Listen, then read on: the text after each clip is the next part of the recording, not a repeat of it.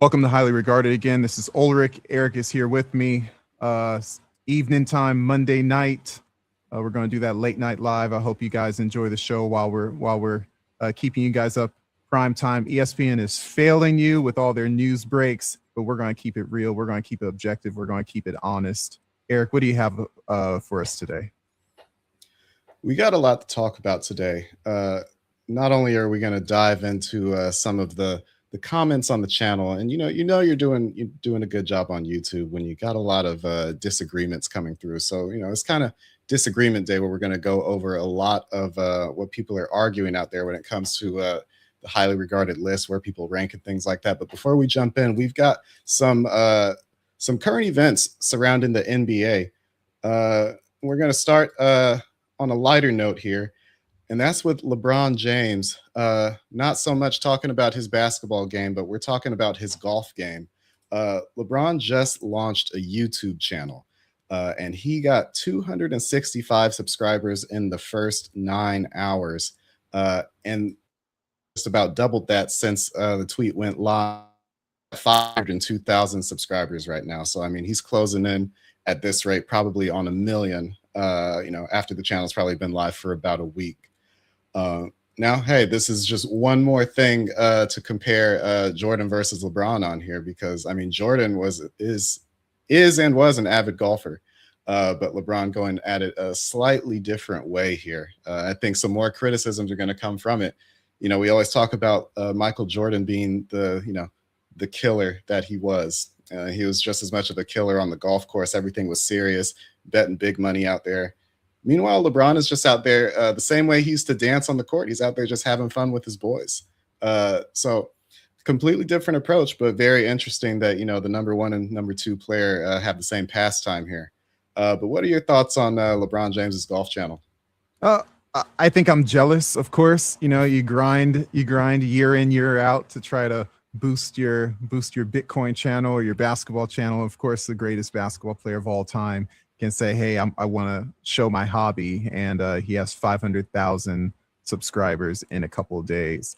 But I think it shows how impactful. I think it shows how impactful a personality like LeBron is, that he can, like you say, dance with his boys and still be successful on the court. And that kind of rubs people the wrong way. You've noticed that people say, like, back in my day, we hated, our opponents, Magic and Larry, which, by the way, they had a healthy rivalry on the court, but they didn't want to kill each other in the street.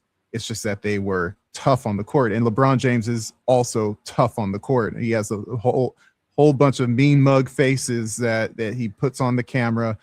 People are scared to get into the lane with him. There's a reason. He ain't say, oh, that's my buddy, I'm going to go easy on him. There's a reason why he's at least the second best player of all time, if not the best. But yeah, I think that it's fun to see him ease into, these other things beyond basketball. And if, the people that have the privilege to say, you know what, I want to do something else in addition to my day job, I think it's a privilege that he is exerting right now, and it's an example for a lot of people that they can pursue many avenues within their life and monetize or capitalize or basically find fulfillment in more ways than just your day job. Yeah, and then, I mean, speaking of just pursuing passions, I mean, it's funny that you say that, because LeBron isn't necessarily known for his golf game being great. If you see his swing, and I say this as a golfer myself, yeah, it's not the prettiest thing in the world. It's not Charles Barkley, but it's not Jordan either. Yeah, well said, well said. Also, let's say not Steph Curry either, because he's I was scratch if not better. Right. But I mean, as somebody who's consumed a lot of YouTube golf content, there's a market out there for people who aren't that good at golf, but they themselves are interesting enough for you to tune in, see them have a good time. And I mean, talk about a good group here. They have the 10-year reunion of the 2016 Cavs. So most people are going to be tuning in for the conversations and the laughs. I mean, the same way people go out and, play golf, but they're actually, not out there to score, but they're out there to have a good time with their friends. I think it's very interesting. Very interesting pursuit, because if Jordan made a golf channel, I mean, Jordan's known for, you know, going out and playing baseball, going out and playing another professional sport. Jordan, you know, the competitor. LeBron James, he's having fun. Well, that's the catch. Like, I find it interesting how you have this dichotomy of like the Jordan, the competitor, like he's going out and, like you said, he's going to make that big money on this golf game, on this match play, or in the tournament, and you know, he's taking it really serious. And like LeBron can show that there's, just like these golf personalities can show that there's more than one way to be successful at a sport. You can be mediocre and still be successful, because sports are more than just competition. They are entertainment. Now, of course, this channel focuses on the competition more than the entertainment, but we aren't so daft, we aren't so stiff as to say that there isn't a place for that. The difference is where you start saying, well, because they're so entertaining, that makes them great. We like to separate that attribute and say they can be, yes, that person's entertaining. However, from the objective of the game at hand, we want to say this is a formula to win, regardless of whether you're entertaining or not. This is what causes you to win. This is what causes you to lose. And people who are watching from the sideline, they forget that, because it makes them smile when they see a certain type of shot or a certain type of player do something. And it's not to say that it's not giving you some sort of gratification, but that gratification is tangential to the objective at hand that you're watching. And so this channel understands that separation, and we will remind you. I mean, and speaking of the channel itself, and just the marketing machine when it comes to the NBA, these are somewhat related, and I'll explain. You've talked about special treatment that NBA players get, where they may not have earned an all-star appearance, but they got one ways because of votes or something like that. Somebody needs to tell me how LeBron got the YouTube channel at LeBron. YouTube's been around for I don't know how many years now, and I don't know how many usernames have been created, but for him to get at LeBron, that sounds like some special treatment to me. That sounds like the old days where Twitter was knocking people off of usernames to give them to celebrities and things like that. So I think there's some special treatment going on here as well. There could have been multiple dynamics there. He could have already grabbed it because it's been there since 2013. So he could have already had ownership of it also. And I think the channel was already, I want to say the channel was called something LeBron, like something like over, like something with an O LeBron. So it's like the channel had videos, and I think it was mostly basketball related, but they had rebranded it to capture to basically rebrand it for this golf casual demographic. So that's why I looked up. I forgot what the title of the channel was before. So there is probably already several. I wouldn't be surprised if there are already several 100,000 subscribers. But it's not. A lot of channels will work with personalities, understanding their brand, understanding their image, and maybe they compensate the person who had that name before at Brad Pitt. If Brad Pitt wants his channel, maybe YouTube gives them some compensation. At the end of the day, it's YouTube's platform, and they can move you off of something whenever they want. So you either take what they offer, or you go up against their lawyers, and you'll probably lose. Oh yeah, I think AI.com was one of the latest ones to really strike it big when it comes to domain names and stuff like that. Mm-hmm. But let's move on to the next topic here, and that is, well, why don't we keep it on LeBron while we're on the topic, and that's Kevin Garnett's comments on LeBron. Somebody who's not necessarily LeBron's biggest fan, being maybe a little more objective in his thoughts on what he's capable of. I know you have a video up over there. Let's play that through and talk about it. Okay. Let's see, here we go. Kareem came back and we had to do. Jordan could never did this at 40, nigga. Fuck is you talk about? No, nigga. Kareem came back and we had to do a bunch of kung fu That's why Kenny shit to come back and have long. Like, what are you talking about, man? This man finna kill every record that's alive. It's finna say LeBron all the way down. That's what he doing. And he got his sons. Man, he about to have his whole family in here, man. Motherfucker over 40, P. Catching lives, dunking on niggas, hollering at niggas. Raw. Bro, come on, bro. 41. Bro. Yeah, I get You hear it. me? You hear what I'm saying to you? I'm being honest here. That motherfucking what you seeing, y'all, no 40-year-old nigga I've never seen look like this in life. And if so, bring him up. No go play past 40 and look like this. Yeah. Ever. In life. It just gives the critic more ammo. Man, the critic don't know shit. The critic is just pulling shit out of his ass and her ass. This is how people create the narratives. But like I said, the longer he play, he pulls himself out of the GOAT conversation if he continues to get swept, because they always gonna put that on there. They're gonna add that to. Well, that ended at a great spot because he's they're talking about championships and getting swept, and that taken away from the famous meme. How does this affect LeBron's legacy? So, he's saying the longer he plays, the worse it looks. But then Kevin Garnett is saying the longer he plays, the more impressive it is. What do you think? There's so many different dynamics to this conversation. So let's start off with, let's lay out a few things so we don't forget in case I do forget. So one, Kevin Garnett has flipped, okay? Like a complete backflip. Like he has been a major critic of LeBron for a long time. Now, all of a sudden he has this monologue that happened maybe, I guess, last week. Two, the longer he plays, the better his legacy is from a cumulative perspective. But Paul Pierce, as curmudgeon-y as he is, and as jaded as he is for LeBron kicking his butt for a decade, he is right.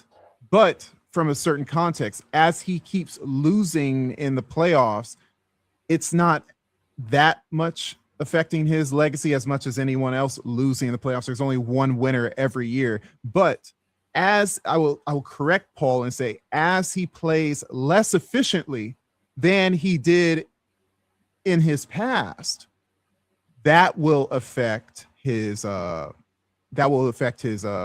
I guess his legacy from a dominance perspective. So, I mean, those are the three things I found.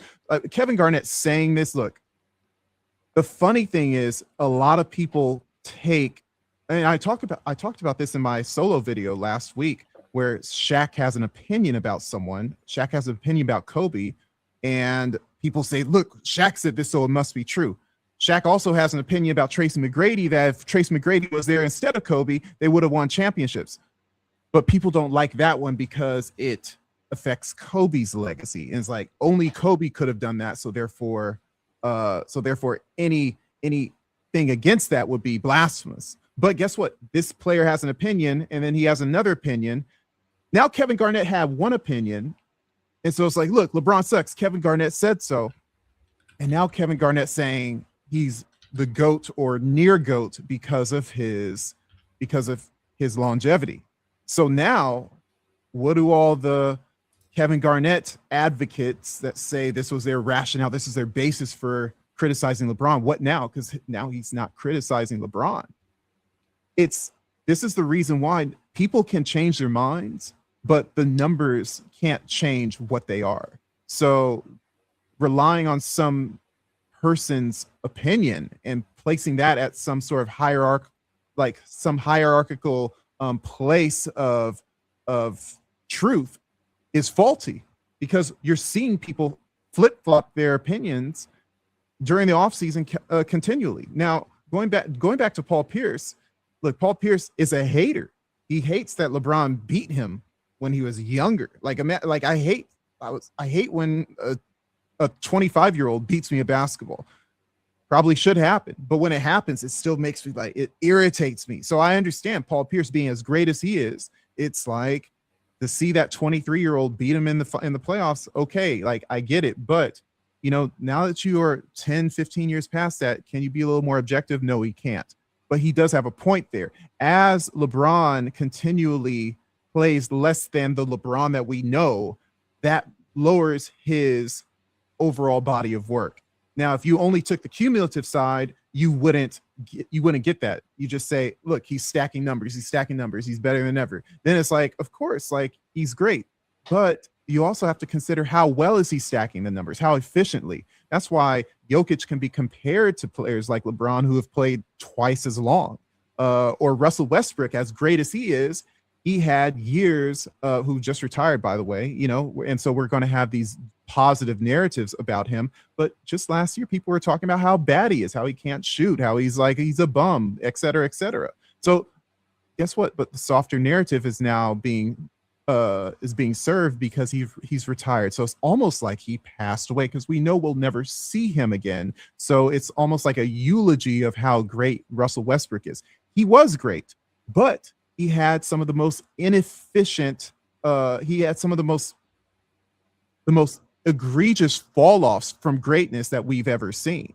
And I mean, at one point in the future, we would like to say, hey, what was his actual peak? How high was he before he fell, before he started careening down because of his inefficiencies? So I mean, long story short, I think it's just a use case of how people's minds change, and we have to learn to accept people's opinions, but understand that it's not the be all end all. Well, speaking of legends being remembered, we had the Basketball Hall of Fame class of 2026. That was just a couple of days ago. We only had a couple of NBA related names in there, some WNBA. Want to get your thoughts on that one. What were your thoughts of these inductees that we got? Try to add this. There you go. Yeah, I mean, I didn't even know the Hall of Fame was happening. Candace Parker, I guess, congratulations. I think she was inducted. Who else? Shamik Holtzclaw, Mike D'Antoni, Gonzaga coach Mark Few. The only person that was and it's so funny, like, I just feel like the only person who was inducted that was an NBA player is Amari Stoudemire. I look at this article by ESPN. Candace Parker and Elena Deladone used their Hall of Fame speeches to serve as a love letter for basketball. You know, when I look at this type of post, I don't see objectivity. I don't see celebrating people who produced and were great and letting them get their place among the all-time greats and focus and prioritizing that. I see the Hall of Fame as a form of political gesturing, and I see it as a form of social punishment or social uplifting, based on the votes that these writers or these guardians of this institution have. And it's not just the Basketball Hall of Fame. You know, they do it for baseball, and I would say they probably do it for football as well, probably a little less often. And look, I'm not trying to be a bigot or sexist or any kind of like one-sidedness, unfairness, but when I look at the list, and we're not gonna pull it up, but when I look at the list of players that have gone into the Hall of Fame over the last 2 years, you know, you think how many players, all the people that have retired and are waiting in the wings, and we're talking about NBA players: Dwight Howard, Carmelo Anthony, Amari Stoudemire. Besides that, there are every year there's like more WNBA players going into the Hall of Fame than NBA players. And I'm wondering, and not every year, but it's increasing. I'm wondering, like, what's going on here? But here's the catch: like the Basketball Hall of Fame, Baseball Hall of Fame, they use that to extort Pete Rose for, you know, decades. They use that to punish Pete Rose for decades. But you have girls gambling on the WNBA All-Star game, and was it Angel Reese and the Bucher, and they're not punished. I'm pretty sure they'll go into the Hall of Fame one day because they're very good WNBA players. But it's like I just see this platform as a way to deliver a narrative rather than celebrate the objective greatness of people who say like this person did the best in the best arena possible. So a long-winded thing, but like this is why the Hall of Fame, for instance, when we say, well, this guy's a Hall of Famer, that's why he's great. False. The Hall of Fame is used as a political tool to celebrate some people and ignore other people. I met this not WNBA, this ABA player in the grocery store. Forget his name, but I saw his stats one day, and if I saw his name, I'd remember it. But he was one of the best ABA players ever. It was a grocery store in Playa Vista, and we talked for about 10 minutes because he had his ABA shirt. He's like he's trying to advocate for himself to get into the Basketball Hall of Fame, like a lobby for himself, because the Basketball Hall of Fame doesn't really celebrate the ABA players as much as they should. If they had a player from 1973 and 1973, both of them were ABA and NBA, they would take the NBA player 9 times out of 10 than the ABA player, same stats. Is the ABA less than the NBA from a talent perspective? At some point it was, but not always. So it's like these types of subjective rationales for why people say one person is great over another, a vote from a Hall of Fame, a vote from an All-Star or an All-NBA, an MVP, all of those things, in my opinion, take away from the players what they're doing in an objective, logical way. And it's kind of sad. And so now it's like, imagine all the players that are waiting in the wings to get into the Hall of Fame. It's like, yeah, I mean, they got one NBA player out of all these people. I wouldn't be surprised if they did it again next year. The Hall of Fame is, I think it's kind of outweighed. It's it's worn out its welcome. I don't even think it's that important anymore. No one's looking at it until LeBron gets in there, and then it will be, big time TV. Well, you said something earlier. You said players doing things in the best arena possible. And I'm going to use that as a very nice transition to our next topic here, and that's the San Antonio Spurs. Yeah, that's funny. And their potential, relocation situation, and then the city rejecting leaving their arena situation up to chance. There's a lot of numbers in this one. I know you're a numbers guy, so I want to get your thoughts on everything that happened here. Yeah. First of all, before I show that, I do want to answer J-Dub. Did we talk about the Lakers and Jeanie yet? Because that story is unfolding right now, and ESPN got it wrong that that Jeanie is going to hold out on. She's going to use some sort of lawfare and lawyer up to hold on to whatever shares she has of the Lakers. Because that trustee group, the Bus children, who had, I think, 17.8% of the Lakers, I think they all voted to dump their shares, to dump their ownership, and Jeanie's like, hold on.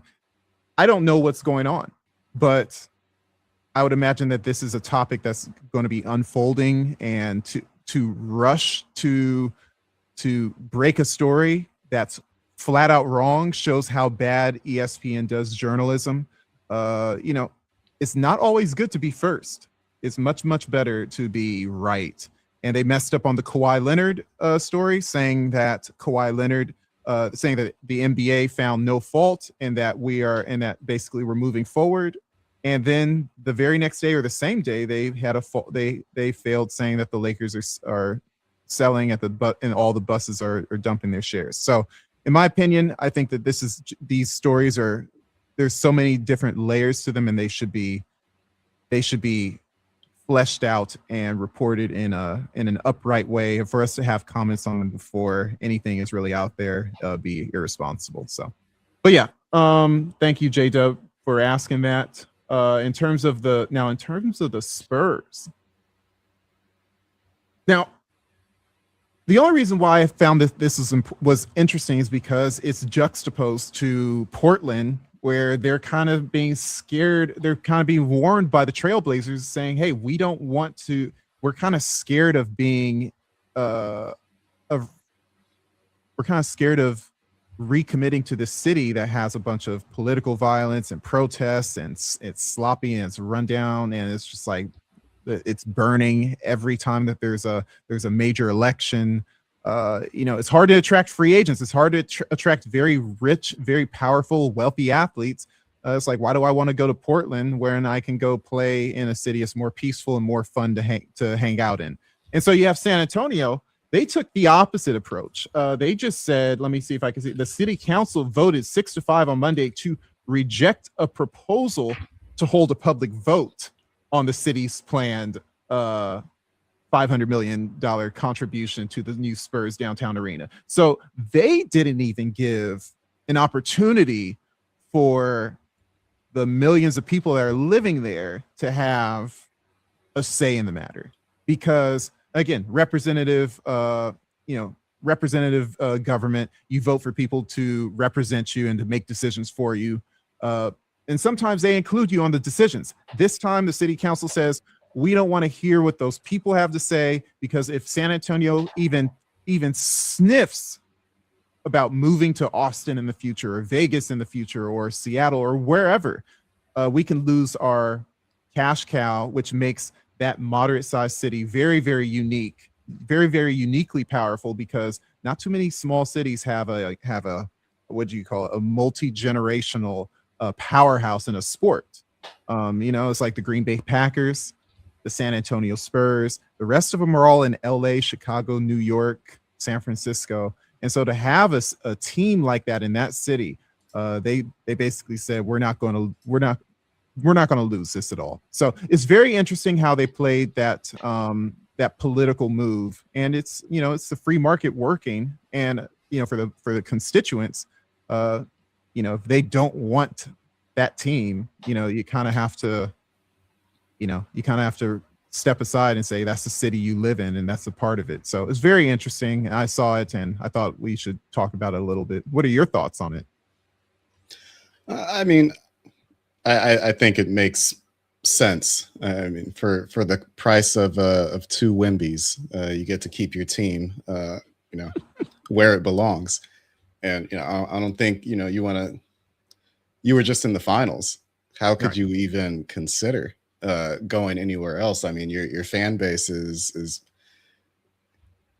going to be stronger than ever for a long time. I mean, as long as you have him there, and as long as they're competitive. So yeah, I think you gotta keep them. You gotta keep them there, and you gotta keep the.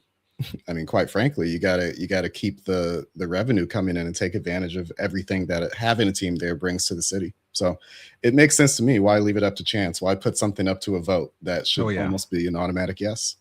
Yeah, agreed.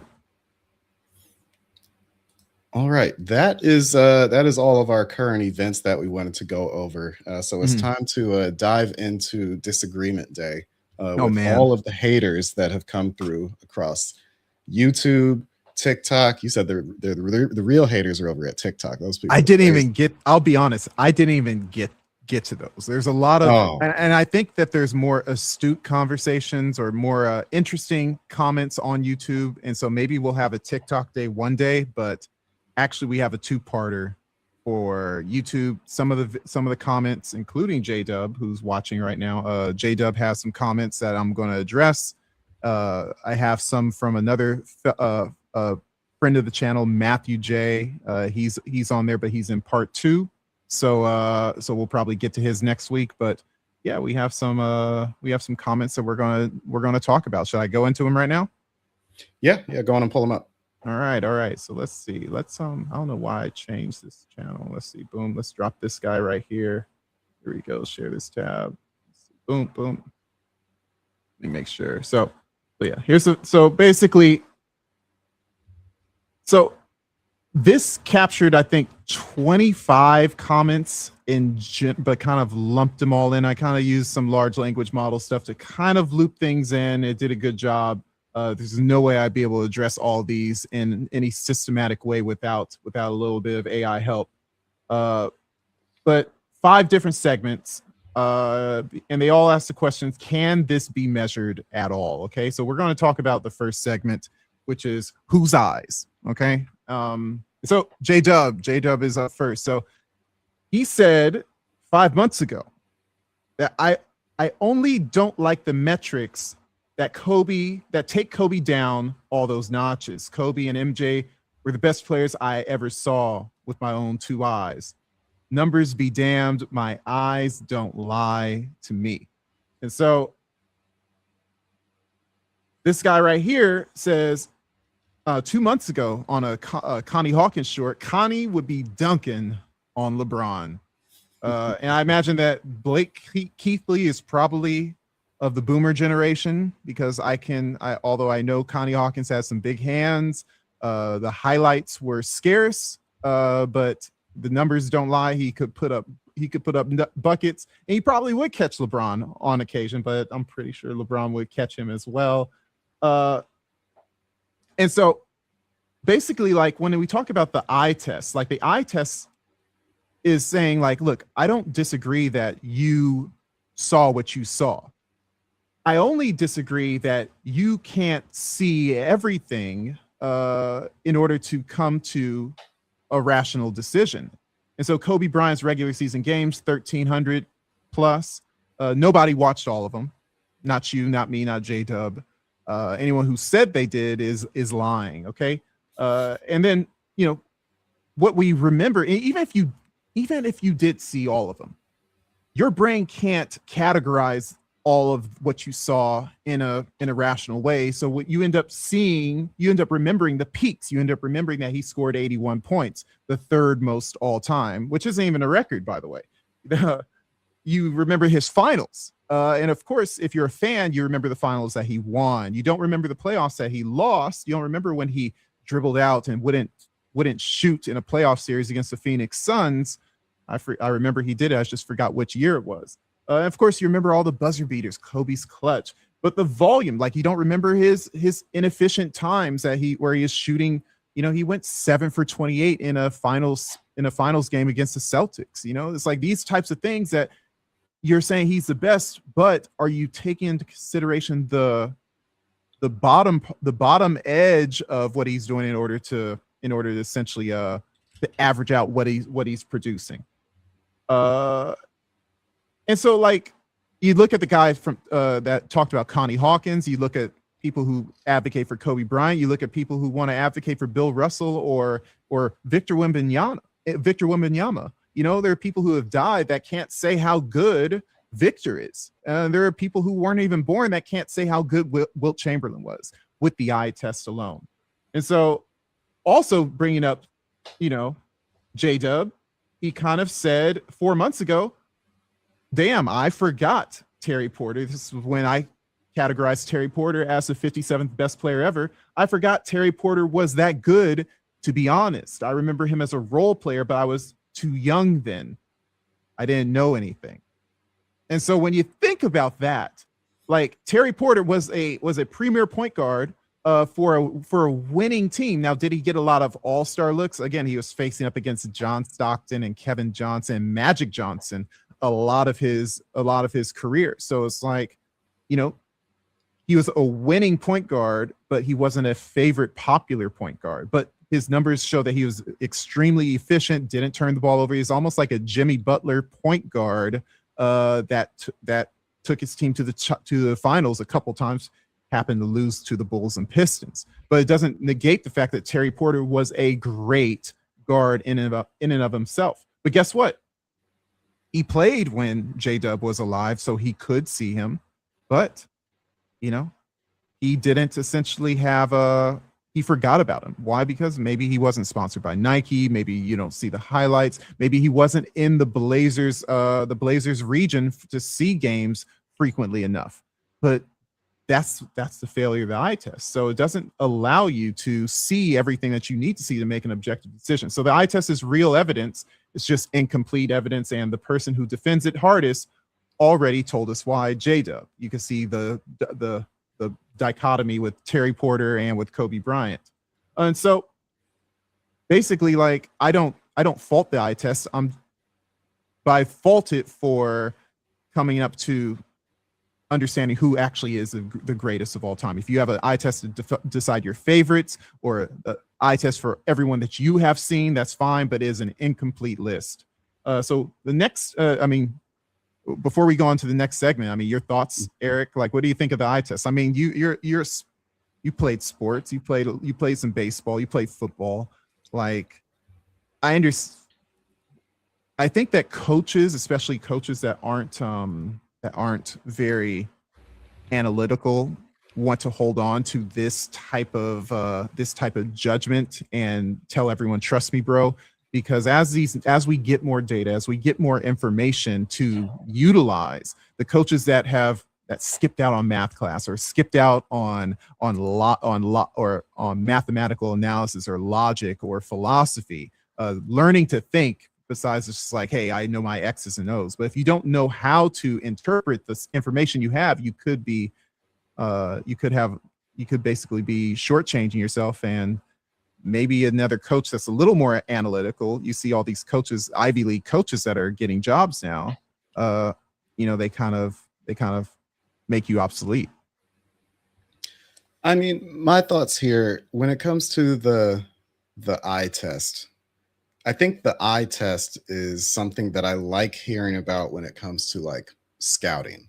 I feel like that's when the eye test makes a lot of sense. Yeah. I feel like when it comes to the eye test for, the greatest of all time, it doesn't have to be the greatest of all time, but just, how good somebody is. There's so much more data that can be pulled from that you don't necessarily have to. But I think now, mind you, we're talking about lists and all this stuff. But when it comes to an individual person, I don't even think it's the eye test at that point. I personally think it's almost like a heart test. It's almost like, and I've said this before, where ultimately what we're doing every time we look at somebody talk about who's the best and who's not and who's better than this person, I mean, we're comparing everybody's favorite superhero at a certain point. It's not even about the numbers. It's about, this person saved the day when I needed it most. I mean, we just saw Spider-Man. I don't think anybody in New York City is going to not say Spider-Man is the best ever. But as soon as Avengers Doomsday comes out, I don't know if he's going to be the best ever, because I think there's going to be some failures there. I love the modern movie tie-in here, but I think we're talking about people's heroes, and sometimes it's hard to tell somebody their hero is actually not the best. Crazy. Superman, one city over, is doing some crazy things, and let's keep it all one universe, right? But let's say, Iron Man is really, the best one. Captain America is the guy who actually has the best stats. But Spider-Man, New York. So Spider-Man's your guy. So right. I think it all becomes a little bit subjective at a certain point, but it makes sense because, like you said, you haven't seen everything. Iron Man didn't save your life. Spider-Man did. So that means a lot to you. So when your guy, Kobe, when Kobe wins the championship for your team, it's the same thing. Yeah, I think what you said, like with Spider-Man, New York, like Kobe, LA, and LA has the louder fan base, not because they're more passionate, but because there's more of them. So it's like the same thing with these New York athletes. They get a larger support vehicle. And so it's like these players that come from Tim Duncan, San Antonio, if they weren't so great and they didn't grab bandwagon fans from other cities, you would have this situation where Tim Duncan may be even more lost. I think over time, people are recognizing these numbers and how, like, wow, he really was just amazing and like untouchable. But when he retired, like, no one, and during his whole career, no one was thinking like, oh yeah, this is the guy, because he didn't have a shoe deal and he was soft-spoken and he was reclusive. And that's just, it's a marketing platform. It's a marketing platform where it's like the guys that are the best product salesmen tend to get the benefit of the doubt with regards to fondness of memory and how great players are, how great they are perceived. I mean, Melo shouldn't be anywhere near all-time great conversations, but my gosh, because he was Melo and he played in New York, and he's from New York, and like he has this cult following. He's just a volume shooter that didn't help his team win at all, objectively. Like it was proven that he could not help his team win. But people will die on the Melo bandwagon. Yeah, and I mean, even going back to talking about Kobe a little bit, and talking about volume shooting. I mean, Kobe is a lot of people's hero, but it's probably safe to say that Kobe lost a lot of games because of that. I just looked up the stat. He is the number 2 leader in the most missed shots behind LeBron James. Behind LeBron. Right. And I mean, how many more seasons has LeBron played than Kobe for him to even surpass that? And he's averaged more points per game than Kobe. Yeah, he has more points per game. He has more everything than Kobe, but for some more points, rebounds, assists. But people will say that Kobe has and I think we have some more topics on that one with regards to that, maybe. But yeah, it's like, again, Kobe, LA, 5 championships. Yeah, and I'm no Kobe hater. I mean, no. Well, people think I am. When I throw away my trash, I still say Kobe. So it's we'll see if our ancestors do that. I doubt that, but we talked about that one. Or ancestors, offspring. Yeah, I don't think that's going to happen. Let's keep going because we have a few more to cover. Let me make sure. Keep going. And shout out to J-Dub for commenting consistently, going back 5 months. Oh yeah. No, J-Dub is a buddy. J-Dub is a buddy from a Pleb Underground as well. So he sticks to our platforms, I should say. So Dwight Howard being higher than Wade is kind of crazy. This was from Maverick Meach 2 months ago. Talking about on a Dwayne Wade short, so I imagine this is probably seeing that Dwight Howard, I think, is number 40, at least from last year's record. And so, what's funny about this one, first of all, and I think we will talk about this later, but it doesn't matter that Dwayne Wade was below Giannis or Jimmy Butler in my rankings. He explicitly goes to someone right next to him that he can have a realistic opinion on. He's not going to talk about, hey, Dwayne Wade's better than Chet Walker. Do you care about that? You want to talk about that? No. Well, he doesn't know who Chet Walker is. He played in the 70s. So it's like, they always talk about this person that's right next to him, and they just they just zoom in on that conversation only. My formula has every player compared to every other player, and that's the reason why it puts players where they are. It's not to say that the math is perfect, and for that reason, if my formula isn't perfect, yeah, you could probably flip-flop Dwayne Wade and Howard and say, yeah, they're kind of similar. That's why I would say they're similar, but don't trip out because Wade is 41 and Dwight Howard is 40. But look, if you wanted to argue about them, we talk about availability. Wade played 2 full seasons less than Dwight Howard. Okay, so imagine all the numbers, imagine all the rebounds, the blocks, the points that Howard was able to get for you, and that Wade was sitting on the bench because he had a hamstring problem. That kind of stuff matters. And people don't want to recognize that you just because you put your jersey on and you have a commercial or two doesn't make you objectively better than someone. You have to go out there and do it. Now, Dwayne Wade had one of the best playoff performances ever. 2006 Finals MVP, and he was a young guard, and people like that. He's undersized, 6'3", and he's dunking on people.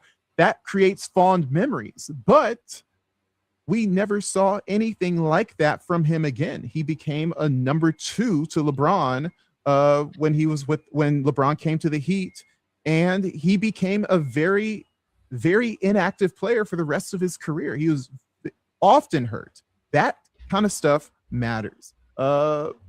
But again, like I said, memory doesn't store absences; it stores what is watched. So when you miss those games, when he misses those games, it's almost like the mindset is like, okay, we're just going to forget that he got 0.0 rebounds, zero assists, 0 steals. It doesn't matter because he didn't play, but it does matter. So like I mentioned, Chet Walker played like every single game during his career. Elvin Hayes played like every single game in their entire career. And they played like, 15 years each of them. Like those kind of things matter. Playing matters. And I don't know how many times I have to say that. This is another segment, but I think in a nutshell, like you can't and mind you, this is Dwight Howard compared. We know Dwight Howard was hurt a lot, and that just shows how seldom Wade was available. So, Eric, I think in a nutshell, availability is the best ability, right? Yeah, I agree. I know we got a lot more of these to go through. Let's hit the next one. Yeah. Segment 3. So Mike Klikovich became a pretty frequent commenter. I appreciate his stuff. He's been critical, but at the same time very engaged. And so we had back and forth. I love this part about the content creation. At least again, it's a nice problem to have if you're too big to engage with people, but while you're small, it's like those are the kind of things where it's like this. I'm doing this for outreach. I want to have people hear my ideas and comment on them and give me feedback, and I want to challenge people. I want them to challenge me. But he said in one of his comments that I'm not too fond of. Why don't you take into consideration the fact that Shaq called Kobe the best player in the league when they were winning championships? I love numbers and don't disagree with statistics, but best will always be subjective unless you can include the qualifiers to what you mean by the best. And of course, he did this before looking at my formula. So I told him, hey, you should go look at my oldest 2 videos. And for anyone who's watching this brand new, if you guys saying, well, what's your formula? Go watch my oldest 2 videos where I basically lay out my premise, my hypothesis about what is basketball and how you should judge it. But he basically said, he basically said that like Shaq saying that Kobe is the best is a fact. Well, Shaq also said, like we said earlier in the show today, a fact from Shaq's perspective that Tracy McGrady was more than enough to replace Kobe Bryant and still be a successful championship team. We talked about in my show last week when you weren't here, Eric, about is Monta Ellis replaceable for Steph Curry? We ruled that at least I ruled from my math that that's false. Is Damian Lillard replaceable for Steph Curry? I ruled that the best of Damian Lillard is at least as good as an average Steph Curry. So sometimes, but it's like these types of things that players say. Again, Jeff Teague said that about Damian Lillard. Does Jeff Teague saying that Damian Lillard is replaceable for Steph Curry, does that make it true? So why is Jeff Teague false, but Shaq is true? These types of things is just what we said earlier. They're opinions. It's just like Kevin Garnett flipping. At some point, Shaq may say that LeBron, after LeBron retires, LeBron James is the best player of all time. That's just how I see it. And, there's no arguing with that. And then all of a sudden, it's like, okay, well, Shaq says that, but for 20 years, Shaq is taunting LeBron and nitpicking at LeBron and hating on LeBron. So Kevin Garnett just flipped. Maybe Shaq would flip one day. It doesn't mean that whatever they say is a fact, okay? And so this one right here, another Connie Hawkins one from Blake Keithley. I would disagree, even highly disagree, since LeBron and KD have expressed the opinion that yesterday's players couldn't play in today's league. So he's taken affront to what KD and LeBron have said, and they were saying that erroneously. But guess what? He's saying that Connie Hawkins would dunk on LeBron, and then LeBron and KD say that the old players have no chance at playing in today's league. Both of them, in my opinion, are, first of all, it's inconsequential, and it's actually out of scope because it doesn't matter. They played when they played, and they did what they did when they did it. And look, all of them were pros. All of them were in the NBA. If you want to try to create some sort of weird cutoff of when the NBA was relevant or the ABA was relevant, guess what's going to happen? At some point in the future, in 50 years from now, someone's going to cut off your era that you think is so precious, and they're going to say, yeah, right about the time 2023, that's when Victor Wembanyama came into the league. And so before that, they didn't have to deal with a 7'4" guy who could shoot threes. And now you do. So it's like, that's the cutoff that could easily happen by the time we look at, 2050. But no one thinks about that now because everyone thinks that they're in the best era now. Or in Blake Keithley's case, back then was the best, and this is some watered down nonsense. So I mean, look, a testimony based on when you see it is just not measurable. A fact is checkable, and that what Shaq says is just because he says that doesn't mean it's verifiable or checkable. Judgment, it stays one. It does not become a fact when the speaker has rings. What players know the floor, real valuable firsthand, and about the game that they were inside of. Look, we always say this as well, that some of the best coaches that we've ever seen were average players, if not bad players, if not never played in the NBA at all. Phil Jackson was a role player. Pat Riley was a role player. Those kind of things matter. And some of the best players ever kind of have a bad assessment of other talent. And so we kind of forget that when they have their big giant statements of what they think. Right. So I don't know. I just feel like people lean too much on their favorite players and their opinions. Just because they were good, Eric, on the court doesn't mean that how they perceive the game off the court is also good. And I agree. I think, especially when it comes to Shaq, he's very quick to call somebody a winner or a loser based on, whatever criteria he wants to have in the moment. I mean, we all know, Charles Barkley is a loser and he's a winner, but, tell me how high Charles Barkley is on the top players on, forget Top highly 15. regarded list, take any list. I'm That's sure right. he's up there. That's right. So I think, you got to take everybody's opinion of who's the best ever with a grain of salt. I mean, we just talked about Kobe saying that, what was it, Tony Allen, the best defender he ever faced. And again, he was on that top list of 100 best 100 defenders ever, but he wasn't necessarily number one. But he was number 23. Klay Thompson's just said, that's right. Klay Thompson just said that LeBron James was the best person he ever faced on the defensive side. And Klay Thompson was a very good defender in his prime before he tore his ACL and Achilles. Like,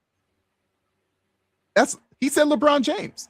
And so what does that do? Is Klay Thompson a bum? Like, is Klay Thompson's opinion more respected than Tony Allen? If you had to judge opinions based on how people like to judge opinions, I would say that Klay Thompson should trump Tony Allen because, he's better.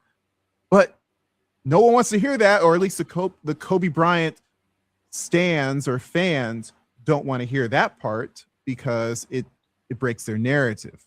But it's like these opinions, they all fall into this soup of nothingness, and nothing can be solved.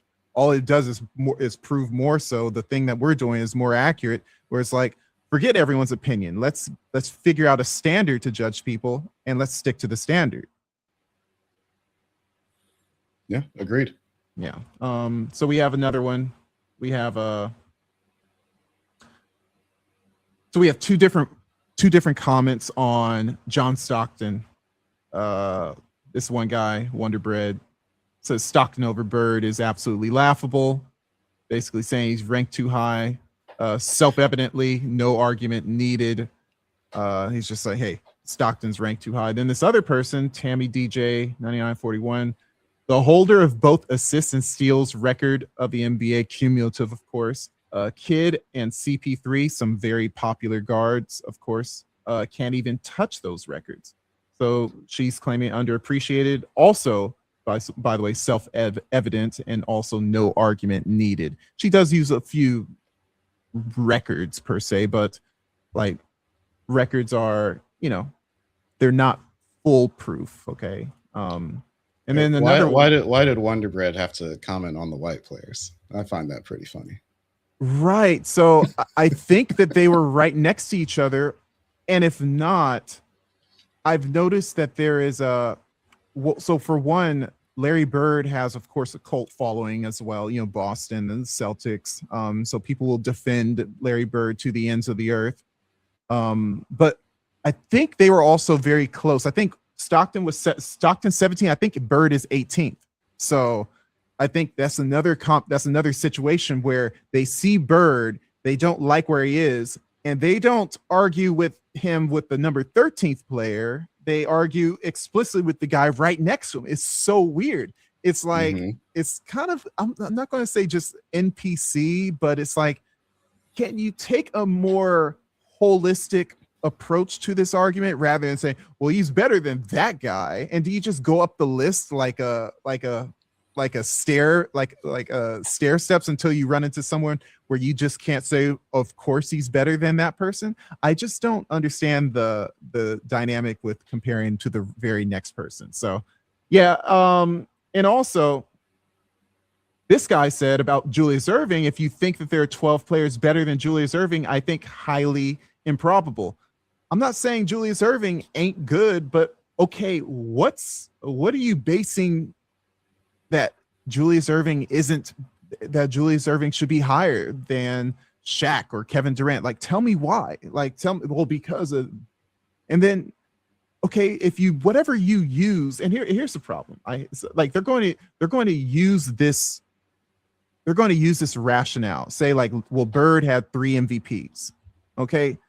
And so if you say Bird had 3 MVPs, or he made it or he won 3 championships, and we've worn out the championship argument, but let's just say, you have Bird 3 MVPs. So therefore, do you have to exclude everyone that never won an MVP from the conversation collectively? So unless you have one MVP, you don't get to have a rank in the all-time list. And that's why I bumped my list up to 150 for the next year. I'm like, we're not going to try to give people an opportunity where it was like only people who've had all defensive teams and all NBA teams and MVPs and Hall of Fames. No, we're going to open up the list to 150 people. Our math can handle it. Our system can handle it, because at some point you're going to get to players that just produced, but may have been overlooked by the writers, by the voting machine, by the politicians in the sport.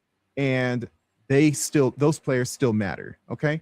But it's like, you can't, like, whatever your thing is to elevate your player, it's also it's a double-edged sword, because it will also be used to cut your player down.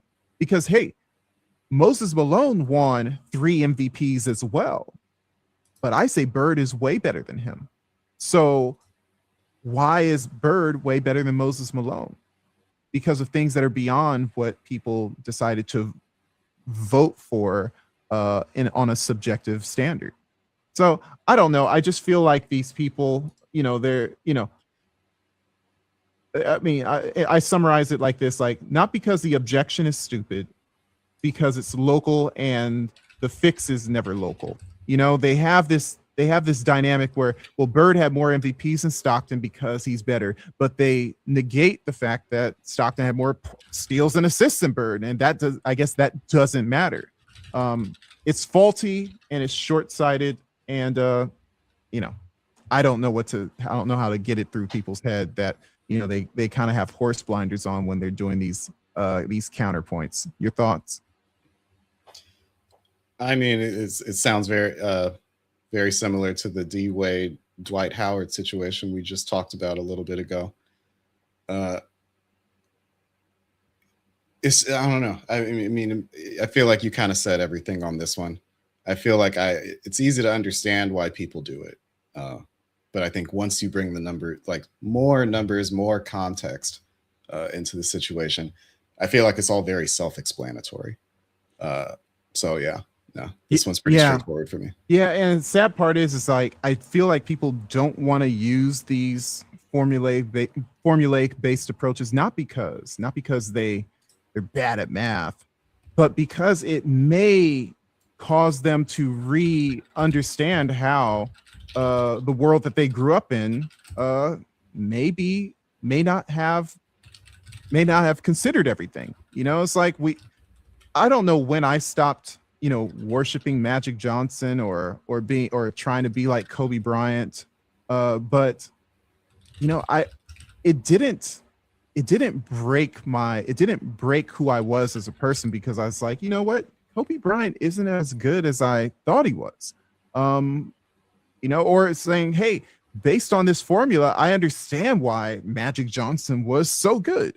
And it's okay. And he's not, and by the way, and also why he's not the best player of all time. It's okay to come to grips with something that's a consistent way of looking at the world. Otherwise, you just end up playing whack-a-mole with everything. And I just feel like there's no rhyme or reason to, you know, how you're addressing problems that are easily solvable. Like, there are bigger problems in life to solve, and I feel like this is an easy one.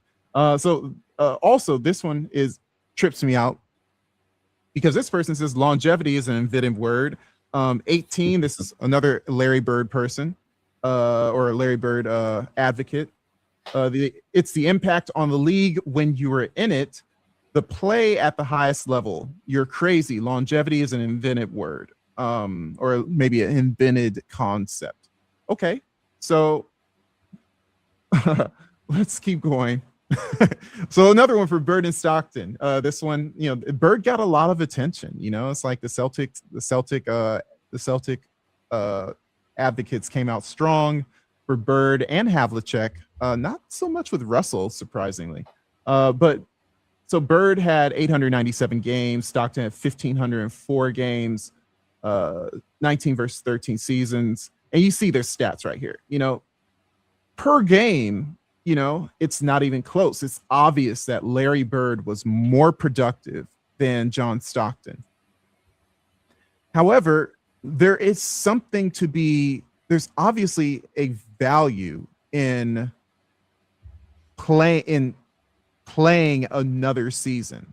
There's obviously a reason, like if you sign up as a manager, if you want to let's abstract away from basketball. As a property owner, you kind of want your property to last more than a decade. You probably want your property to last maybe 20, 30, 40 years. It would be nice let's just say you own a home, to not have to do maintenance until maybe 5 years or 6 or 10 years. But if you buy a home and you have to go immediately into maintenance after 1 year, it's like, oh man, like that sucks. Like, I'm not getting what I think I bought, especially if you're thinking you're buying a turnkey house. And then it's even worse if you buy a home and after 5 years, it just falls apart. And I don't think, and by the way, while you had the home, it was great. It was shiny. It was pretty. Like, you had good times with it. But then after year 5, it falls apart, and you can't build it back up. I just feel like people don't realize that for people to say that there's not value in consistency. I just feel it's disingenuous. So even with Larry Bird, let me make sure I don't have, yeah. So even with Larry Bird, like Larry Bird, who played 13 seasons, arguably 10 very good ones. Imagine if Larry Bird only played, or imagine if someone played way better than Larry Bird, but only played for 5 seasons and then died or broke his ankles and never played again, retired, you know, Andrew Luck kind of thing, just walked away from the game. How do you see that guy, that, you know, that Johnny Eagle walked away after 6 years, but he averaged 27, 13, and 10, 6 years. Well, and by the way, he didn't win a championship. Well, he didn't win a ring, but he was way better than Larry Bird, and he got his team to the finals. Like, I put that argument in front of people all the time, and it's always that longevity is always not necessary when you're comparing your favorite player to the guy that had a longer career. So Jordan versus LeBron versus Magic, Larry Bird versus John Stockton, David Robinson versus any number of people who played longer than him. You know, it's like these players all played different numbers of years, and there's a value to that. But also there's a value for every year they played, how well did they do? And so for as short of a time as Bird played, arguably 10 real seasons, 3 of them were either mostly injured or a shell of himself. He was better than anyone on the court, and that can't be taken from him. Just like Jokic right now, while he's playing, was he 10 years in, 11 years in? He's the best player on the court, or at least the second best player. And there's value to that. And it makes him comparable if we use a rate stat like win shares over 48. Bird, Jokic, David Robinson, even Michael Jordan, they're kings of win shares over 48. However, people like LeBron, John Stockton, can't think of any, Tim Duncan, Kevin Garnett, people like that, Hakeem, not really Hakeem, but like the people I mentioned, they're kings of cumulative or longevity. It's not to say that they don't have rate productivity, rate dominance. In other words, they didn't do, of course they did great while they were on the floor, but they also have another leg to them that helps propel them to a higher standard than if they just played 5 years and we only count their best 5 years. So I don't know. I just feel like this is the kind of thing that people want to pick and choose when to exclude longevity, because if we had a 6-year Larry Bird, they would definitely be saying, but Bird played longer. So I don't know. What are your thoughts on that?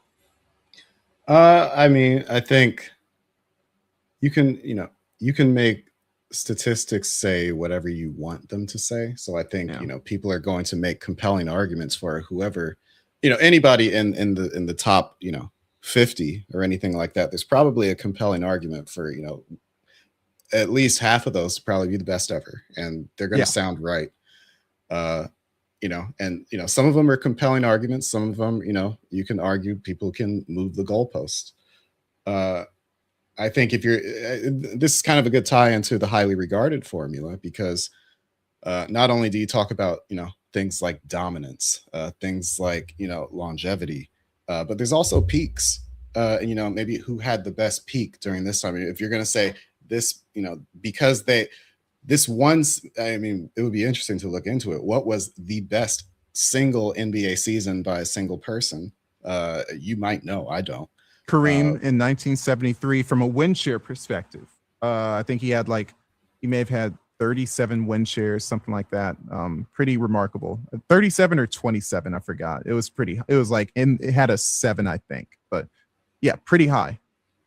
Yeah. And I mean, and if you even just think of it from that standpoint, you probably got a lot of people out there who are looking at, somebody's peak, and, that then they center in on that. And it's almost like everything else probably disappears because, you only saw so many peaks, while you've been focusing on basketball. This goes back to the hero argument. Right. And so this is why things are, I would say, naturally subjective. You do kind of have to put your thinking cap on a little bit to, I'm sorry, it's 25. It was 25 by Kareem Abdul, 25.37 in 71-72. That was the most anyone got, most win shares anyone got in a single season. Yeah. Sorry to interrupt. No, it's fine. And honestly, I think we should probably just one day randomly just talk about these best seasons ever. I mean, I jokingly talked about Linsanity a while ago because, it's the season that had a name, and it wasn't even a season, it was a moment.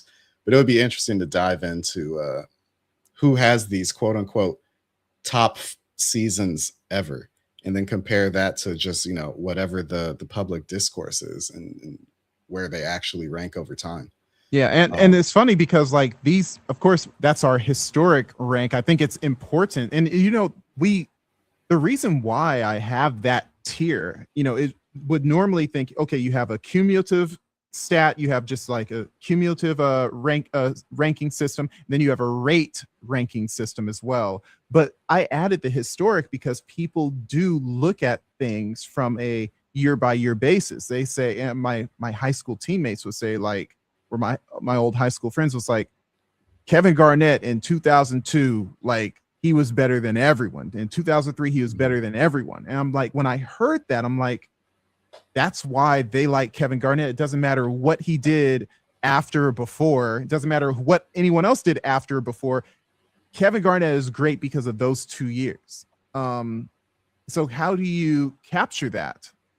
And I want to capture that. That's why I include it. That's how people, my whole system, even though it's like numbers, it's still taking into consideration how people view greatness. And I think it's through those three ways. Again, measurable greatness, not this voting, not this popularity contest where it's like, well, this guy was, I saw him the most because of Nike and Wheaties commercials, but because while he was on the court, he did this and that. He did it from this disposition. He did it from that disposition. He did it from that disposition. Historic, dominance, and cumulative. Whether you stay on the court a long time, or whether you have a high rate of performance, or whether for that 1 year you had this elevated level, memorable level of performance that no one can take away from you, and people will always go back to. Remember that 1 year with Luka when he went to the finals and he took the Dallas Mavericks in 2023.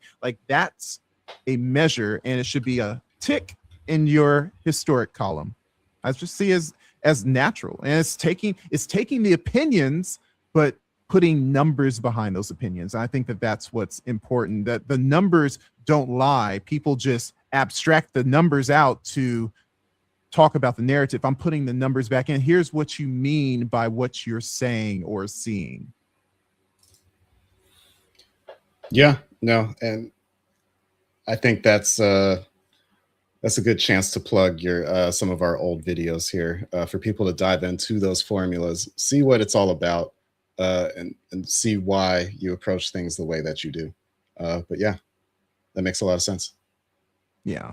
Well, in general, like, again, it's so funny. I forget the title of it. I'm gonna pull it up right now since we have a screen share, youtube.com, making sure that we have where is the channel? Here we go. Let me share this for y'all right now. So here's highly regarded. Make sure y'all go to videos. Actually, if you go to the home page, you should be able to,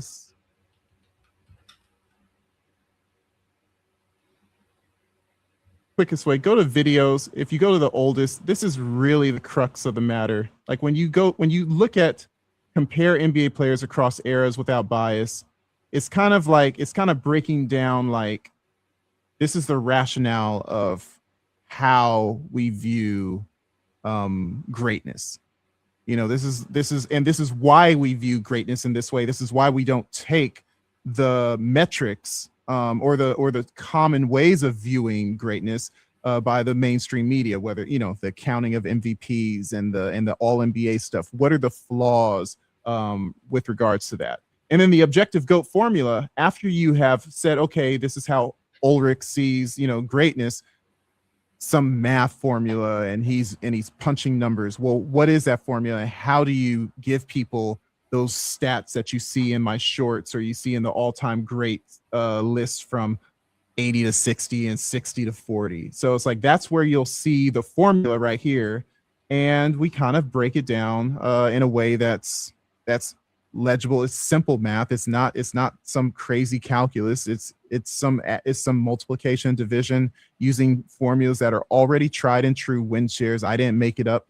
You know, it's from basketballreference.com, Dean Oliver stuff, and the creator of Basketball Reference. I'm just taking the win shares and adding another layer to it to incorporate all the ways people, regular people, fans like you and me, see these people as all-time greats. So yeah, I would say check those videos out before you send me any more hate mail. And it may give you a key into how I'm thinking, and it may change the way you're thinking, or it may encourage you to create your own formula and to juxtapose it against mine, and you tell me how these players flesh out in your own way. All right, what's the next tweet we got to critique?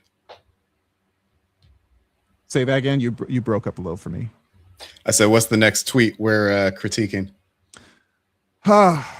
You know, I don't know what we're going to be critiquing next time, but I do know that we do have a part 2 for this segment. We do have another set of comments that are going to be coming back, coming after, you know, the formula and how I view things. We have another friend of the show that has 3 whole questions that we want to address, so we're going to address those on this show next week. But that just about does it. So if there's nothing else from you, Eric, we'll sign off and make sure. Yeah, you guys nothing else from me. What platforms are we on today? Who should we say hello to? Or yeah, make sure you guys check us out on LinkedIn. Make sure you guys love my little boost my algorithm over there. Make sure you guys like, share, and subscribe on YouTube. Keep the channel growing so we can share our stuff with an audience that is desperate for honest basketball and objective basketball commentary that doesn't give way so much to biases and general pop soap opera narratives. We're not going to do that here. We're going to keep it straight, simple, and we're going to keep it accurate. And we're going to let you know what's going to happen. And we're often right. You'll see. Just stick with us. But without further ado, I'll let you all go. Have the rest of your evening. Until next time, see you guys very